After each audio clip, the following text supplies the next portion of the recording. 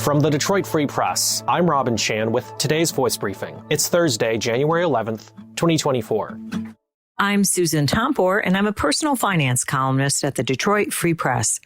The headaches involving a much revamped FAFSA form were well publicized since the soft launch on December 30. The frustration for college students, high school seniors, and others was intense. During the first 2 days, for example, the form was only available 30 minutes each day. Many parents and others seeking financial aid just kept hitting refresh over and over again early in the game.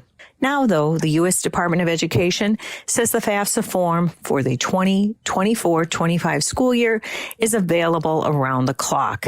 Experts say the overhaul means that more people will qualify for Pell Grants, which typically, unlike student loans, do not need to be repaid. The online process has been designed to be simplified and will ask you questions based on your responses.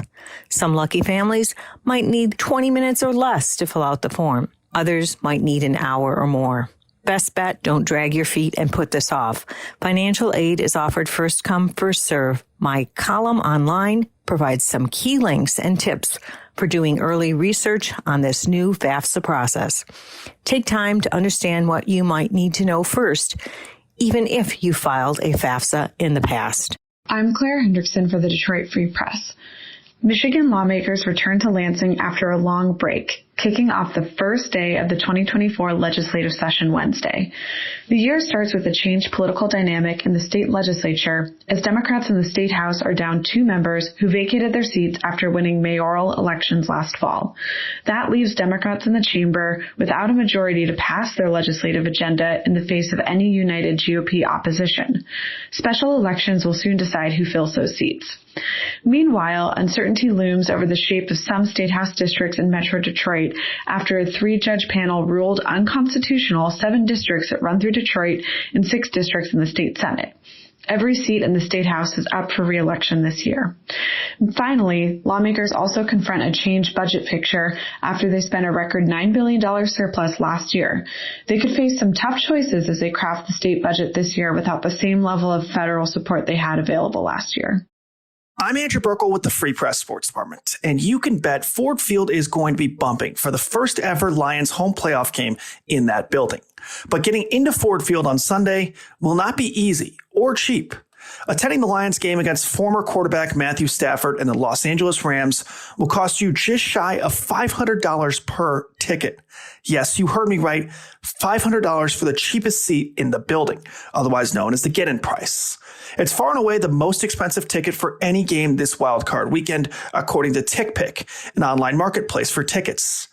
As expensive as the tickets are, you can't really blame Lions fans for wanting to be a part of the experience. The last time the Lions even had a home playoff game was in January of 1994, a devastating loss to the Green Bay Packers. Fans, or at least those who were alive, have had to wait 30 years for a chance to redeem that loss. And of course now, that game is against a franchise legend who couldn't achieve the ultimate success with the Lions, but won a Super Bowl in his first year away from the team. The Lions are 3-point favorites over the Rams, and as the home team, they should be expected to win. But at the end of the day, it's the Lions we're talking about. Nothing can be taken for granted, especially as the 3 seed in the NFC playoffs, which has been somewhat of a curse lately, as our Dave Burkett recently detailed online. Be sure to check out that story and all of our Lions coverage by heading to our website at freep.com/sports. Find more from the Detroit Free Press on freep.com. That's FREEP.com. Thanks for listening, and you'll hear more from us tomorrow.